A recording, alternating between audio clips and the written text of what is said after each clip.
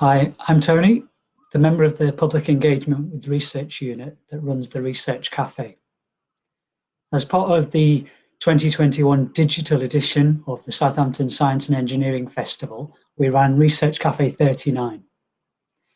This event had a health focus, and taking place on the 8th of March, International Women's Day, also made some focus on women and gender inequalities. I asked each of the three speakers to give us a short summary of what they were going to be talking about during today's event. Thank you so much, Tony. A very happy International Women's Day to everyone. As Tony already mentioned, that my topic, obstetric violence, is embedded in gender-based inequality. And that is why I am talking about it today. But you will see that in the title, I mentioned disrespect and abuse, but then in the interaction-related questions, there is more, obstetric violence. It's just a kind of violence which happens in an obstetric setting when women give birth.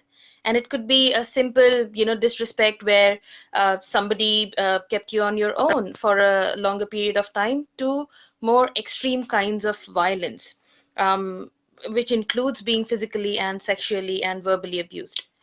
So this is to also understand that the content of what I will be talking about in the breakout rooms is going to be very sensitive. So please choose the breakout room carefully. If you're not up to discuss about such gory details of disrespect and abuse, then please, choose a different breakout room. But it's important to talk about this because childbirth is a normal process, and so far, like other kinds of discrimination which are embedded in gender-based discrimination, women have often not talked about, and people have often not given importance to what happens in the obstetric setting in a hospital when people give birth, which has led to a lot of normalization. And it now happens everywhere, which is only to realize that it always existed and never was paid attention to. So that is why I think it's important to talk about. So we acknowledge that this problem exists, and that will be the beginning of finding out how we can ensure respectful maternity care for birth, which is basically the beginning of absolutely everything. So do join my breakout room if you want to talk more about this. Thank you so much. That's great. Thank you, Kaveri. Over to you, Michael. Hi, good evening, everybody. Thank you, Tony. Thank you to everyone for joining us. So my background is I'm a researcher in public health and infectious disease epidemiology. Epidemiology is a word that's been used quite a lot over the past year. So you probably have some idea as to what it means, but basically the study of disease. So because I'm a number cruncher, essentially. And I've also been contacted a lot by the media during this pandemic as well, which has been an interesting time to do interviews on the telly and the radio and so on. But within this particular session, I will talk about a few points covering, for example, how the pandemic is going around the world. I think previously we'd certainly say pretty badly, but over the last few weeks, hopefully, countries have started to get control over their outbreaks, and also the vaccines are being rolled out. So there is good news here that hopefully will continue for the foreseeable, but we can talk about that. I'll discuss a little bit about how and why we weren't very well prepared for a global pandemic. I think the sheer numbers speak for themselves that the world and the UK were certainly not prepared. So we can talk about that. Again, this is International Women's Day. So inequality has been a huge part of the pandemic, and gender inequality has influenced it hugely as well. So again, there's many, many talking points within that. And also there will inevitably be another pandemic at some point in the future. There will be a next time. So we can have a bit of a chat about whether we'll be better prepared ahead of the next time or not, and what we might be able to do in advance of it. So I think those are the key points I'd like to cover in my session. So if that's your bag, then do come and join me, but appreciate that there are two other fabulously interesting looking sessions to attend as well. So your choice. Thank you, Tony. That's great. Thank you, Michael. And over to you, Jamie. Thank you, Tony. So hello and good evening all. As my title suggests, in room 3, I'd like us to talk about loneliness and social isolation and the role of communities in alleviating this. I'll start, and I want us to talk together about what we mean, what community means to you, and how your community might support your health and well-being, as well as support those around you. I want us to move on to explore loneliness and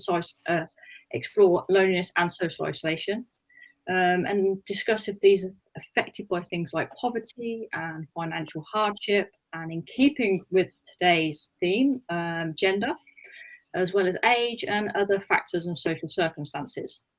I want us to move towards ending on a positive note and empowering note, and for us to talk about how we might tackle social isolation and loneliness, how we might do that as individuals, and how we might do that collectively, as well as unpicking what needs to be considered when we design services to support people who are experiencing these things. So this interest of mine comes from a study that's currently ongoing in Southampton and in Liverpool.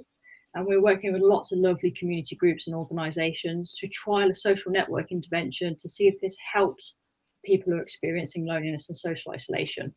Now, alongside the main trial, we've done loads of little sub-studies, particularly exploring what loneliness means to people who are experiencing it.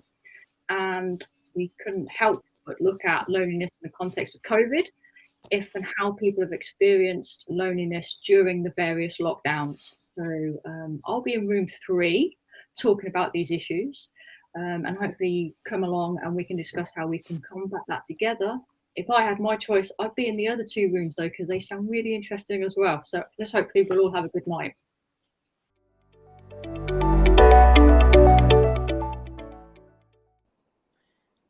So this is the end of Research Cafe number 39.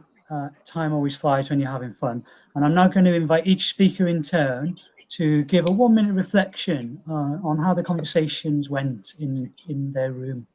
So firstly, Kaveri. Thank you so much, Tony. I think both the breakout sessions were really exciting, and hence it's a very sensitive content. So please read more about it. It's all about awareness, and it's not a way of contraception. So you take this message that, obstetric violence is so gory that we shouldn't give birth. That should not be the message out of it. Please just read more about it and get in touch with me later if you want to know more about it. I love that we touched upon all the conversation starters and points that, we wanted to talk about, and some really good range of questions in terms of cultural context, discrimination, to more technical ones, and more practical ones as well. I could say that some of the people in the breakout rooms were probably healthcare providers themselves as well, or people who are related to health related research, or would have known or heard of this issue. So please do get in touch later if you would like to talk more about it. And thank you so much for joining the session on obstetric violence. Thank you, Tony. That's great. Thank you, Kaveri. And Michael, over to you. Thank you, Tony. And yeah, thank you to everyone who joined in the sessions with the conversation going throughout. So that was really, really good to hear, and good to hear your questions. As we covered a little bit around, pandemic preparedness, or kind of general lack thereof, within both sessions. We also talked a little bit about sort of school, which of course is topical, and their return today, along with the rest of the roadmap that's been laid out for the UK in terms of the markers as we slowly and hopefully return to normality. Yeah, so the discussion was very good. It's always interesting when speaking to the general public, or when you go to schools, the questions you get there are always slightly different to the questions you get from an academic audience at a conference. So again, it's always quite a nice, refreshing change to do that sort of thing. So yeah, thank you for everyone for joining in for all sessions. Thank you for those who came to my session as well. And yeah, thank you to Tony and Co for organising it so efficiently. But yeah, do get in touch if you want to know more. But otherwise, yeah, thank you very much indeed. That's great. Thanks, Michael. And over to you, Jamie. Thank you for everyone who came and joined session 3 with me. Likewise, lively discussions, particularly propertising the first question around what is community, and which communities do you belong to? In both groups, we talked about how we are part of several communities quite often, and that you draw upon different communities for different reasons, and they provide different support. And this sort of resonates with our stuff on diverse networks and network connectivity. So that was very interesting to hear. We unpicked the problems of loneliness and talked about loneliness, particularly arising in transition points, perhaps where you are leaving one social group and go into another, and sort of in this state of flux and sense of sort of not belonging quite to either.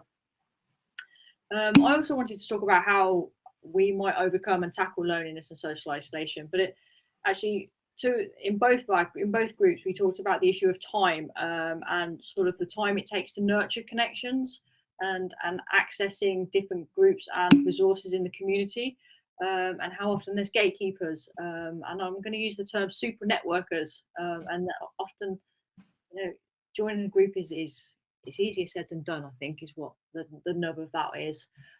So interesting stuff for me to take forward, and so thank you all very much for taking part.